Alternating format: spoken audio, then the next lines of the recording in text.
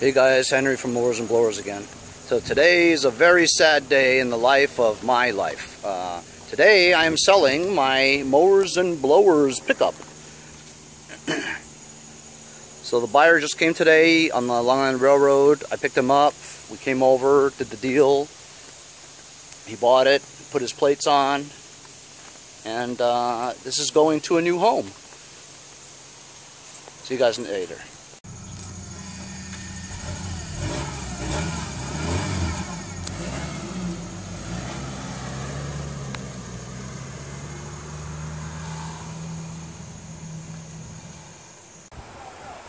Now I'm at a local used trucks area, and this looks like this would fit. It's a short bed though. I think it's 5. It's a Colorado. This is a newer Ford Ranger. How about that? I don't know. And it's bed extender. Got suicide doors. Oh, that looks cool.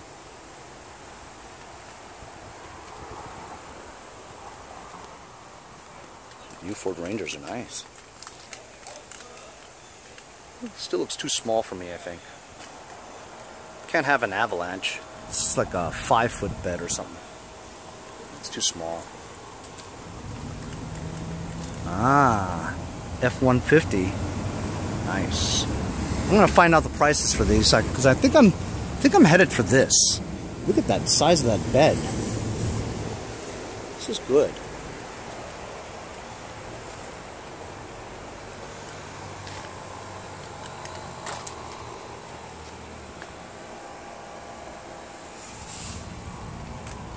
I like the style. It's got a little bit of a flare side there.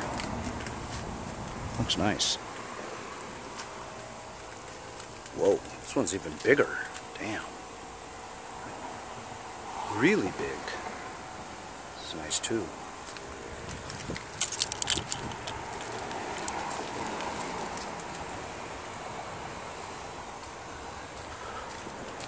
This is a short bed. I don't really want a short bed anymore because I want to be able to close the tailgate, you know? It definitely looks wide enough though. Wow, the size of this thing. You know, these are all, wow, look at the size of that. Huge. Put a swimming pool in there.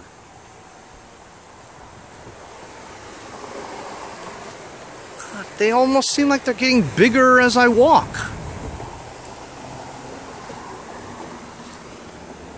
Wow, that's big.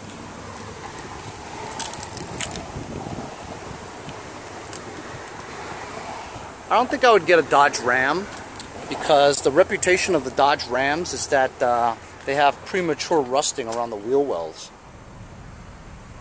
I never really liked Dodge anyway. Toyota Tundra. Damn. Toyota makes some big trucks. This is nice. This bed is huge.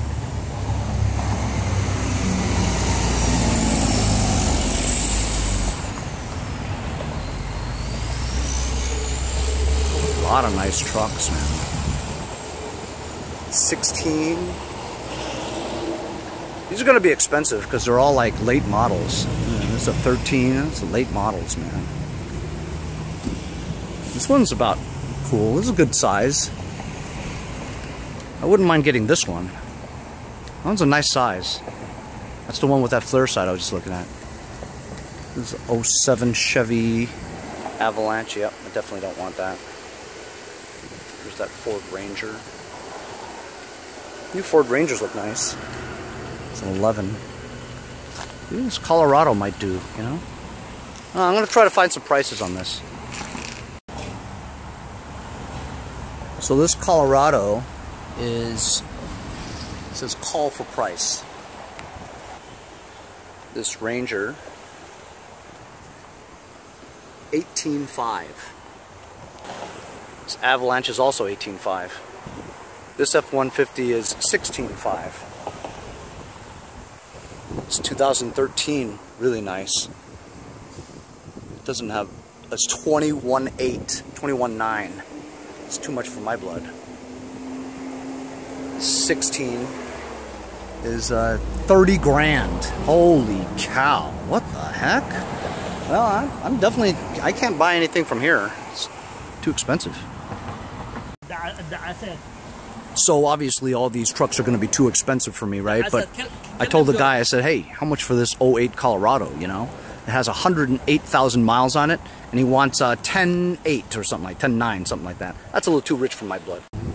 So I may be back to the Huntington Auto Mall, huntingtonautomall.net. I spoke to Mo, who sounds like he owns the place. Anyway, there's not a place like this around where I live, or maybe I just wasn't looking, but he had a ton of trucks, you know, but on the other side of his lot, he has regular cars, you know.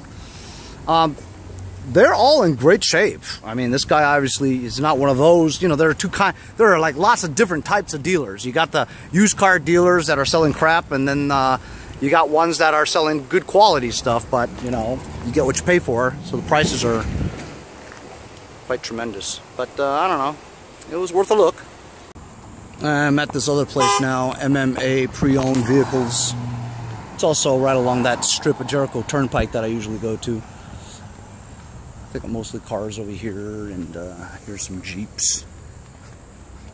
Ooh, all right, got some pickup trucks.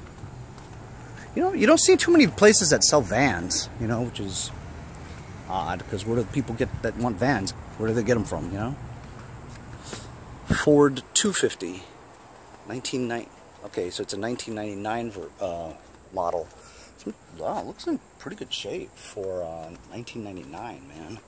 Look at this bed. This is perfect. Look how long that is. That's a long van. That's a long bed. That's cool. There's a Silverado.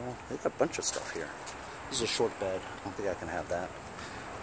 You know, it worries me when they don't put the prices on here, you know.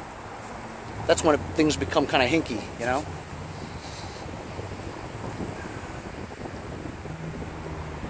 Like I said, I won't buy a Ram. Avalanche, the bed's too short. Yep, so I guess I know this 12 is going to be too expensive, but maybe I'll ask about this 1999 one. That's kind of cool. Look at that. 2011 diesel.